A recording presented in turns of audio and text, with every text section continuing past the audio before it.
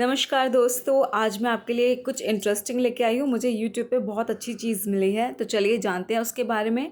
ये कोई भैया हैं, उन्होंने पोस्ट किया है, आन बान और शान के लिए मर मिटने वाले शूरवीरता के लिए पूरे विश्व में प्रसिद्ध भारतीय क्षत्रिय अपनी अस्मिता से क्या कभी इस तरह का समझौता कर सकते हैं? हजारों की संख्या में एक साथ अग्नि कुंड में जौहर करने वाली क्षत्राणियों में से कोई स्वेच्छा से किसी मुगल से विवाह कर सकती है? जोधा और अकबर की प्रेम कहानी पर केंद्रित अनेक फिल्में और टीवी धारावाहिक मेरे मन की टीस को और ज़्यादा बढ़ा देते हैं। अब जब यह पीड़ा असहनीय हो गई तो एक दिन इस प्रसंग में इतिहास जानने की जिज्ञासा हुई, तो पास के पुस्तकालय से अकबर की दरबारी अबुल जफर द्वारा लिखित अकबरनामा निकालकर पढ़ने के लिए ले आया। उत्सुकतावश उसे एक ही बैठक में पूरा पढ़ डाला। पूरी किताब पढ़ने के बाद घोर आश्चर्य तब हुआ जब पूरी पुस्तक में जोधाबाई का कहीं कोई उल्लेख ही नहीं था। मेरी आश्चर्य मिश्रित जिज्ञासा को भांपते हुए मेरे मित्र ने एक अन्य ऐतिहासिक ग्रंथ तुजुक ए जहांगीरी को जहांगीर की आत्मकथा है उसे दिया। इसमें भी आश्चर्यजनक रूप से जहांगीर ने अपनी माँ जोधाबाई का एक भी बार जिक्र नहीं किया।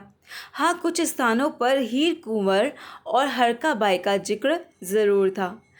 अब जोधाबाई के बारे में सभी ऐतिहासिक दावे झूठे समझ आ रहे थे। कुछ और पुस्तकों को और इंटरनेट पर उपलब्ध जानकारी के पश्चात हकीकत सामने आई कि जोधाबाई का पूरे इतिहास में कहीं कोई जिक्र या नाम नहीं है।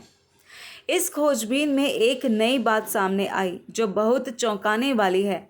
इतिहास में दर्ज कुछ तथ्यों के आधार पर पता चला कि आमेर के राजा भारमल को दहेज में रुकमा नाम की एक पर्सियन दासी भेंट की गई थी, जिसकी एक छोटी पुत्री भी थी।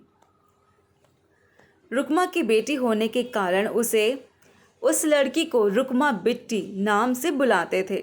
आमेर की महारानी ने रुकमा बिट्टी को हीर कुंवर नाम दिया, क्योंकि हीर कुंवर का लालन पालन राजपुताना में हुआ, इसलिए वह राजपूतों के रीति रिवाजों से भली भांति परिचित थी। राजा भारमल उसे कभी हीर कुंवरनी तो कभी हरका कहकर बुलाते थे। राजा भारमल ने अकबर को बेवकूफ़ बनाकर अपनी पर्सियन दासी रुकमा की पुत्री हीर कुंवर का विवाह अकबर से करा दिया, जिसे बाद में अकबर ने मरियम उज़ ज़मानी नाम दिया। चूँकि राजा भारमल ने उसका कन्यादान किया था, इसलिए ऐतिहासिक ग्रंथों में हीर कुंवरनी को राजा भारमल की पुत्री बता दिया, जबकि वास्तव में वह कछवाह राजकुमारी नहीं बल्कि दासी पुत्री थी। राजा भारमल ने यह विवाह एक समझौते की तरह या राजपूती भाषा में कहें तो हल्दी चंदन किया था। इस विवाह के विषय में अरब में बहुत सी किताबों में लिखा है। वहाँ लिखा है, हम यकीन नहीं करते इस निकाह पर, हमें संदेह है। इसी तरह ईरान के मल्लिक नेशनल संग्रहालय एंड लाइब्रेरी में रखी किताबों में एक भारतीय मुगल शासक का विवाह एक पर्सियन दासी की पुत्री से करवाए जाने की बात लिखी है। अकबर ए महुरियत में यह साफ साफ लिखा है कि हमें इस हिंदू निकाह पर संदेह है, क्योंकि निकाह के वक्त राजभवन में किसी की आंखों में आंसू नहीं थे और ना ही हिंदू गोद भराई की रस्म हुई थी। सिख धर्म गुरु अर्जुन और गुरु गोविंद सिंह ने इस विवाह के विषय में कहा था कि क्षत्रियों ने अब तलवारों और बुद्धि दोनों का इस्तेमाल करना सीख लिया है। मतलब राजपुताना अब तलवारों के साथ साथ बुद्धि का भी काम लेने लगा है। 17वीं सदी में जब पर्सी भारत भ्रमण के लिए आए, तब अपनी रचना पर्सी तित्ता में लिखा, यह भारतीय राजा एक पर्सियन वैश्य को सही हरम में भेज रहा है, अतः हमारे देव अहुरा मजदा इस राजा को स्वर्ग दें। भारतीय राजाओं के दरबारों में राव और भाटों का विशेष स्थान होता था। वे राजा के इतिहास को लिखते थे और वीरदावली गाते थे, क्योंकि साफ साफ लिखा है,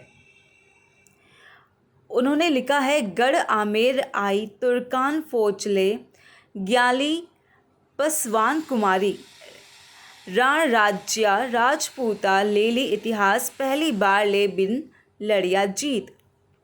मतलब आमेर किले में मुगल फौज आती है और एक दासी की पुत्री को ब्याह कर ले जाती है। हे रण के लिए पैदा हुए राजपूतों, तुमने इतिहास में ले ली बिना लड़े पहली जीत। और ये लिखा गया है 1563 AD में। ये ऐसे कुछ तथ्य हैं जिनसे एक बात समझ आती है कि किसी ने जानबूझकर गौरवशाली क्षत्रिय समाज को नीचा दिखाने के उद्देश्य से ऐतिहासिक तथ्यों से छेड़छाड़ की, और यह कुप्रयास अभी भी जारी है, लेकिन अब ये षड्यंत्र अधिक दिन नहीं चलेगा।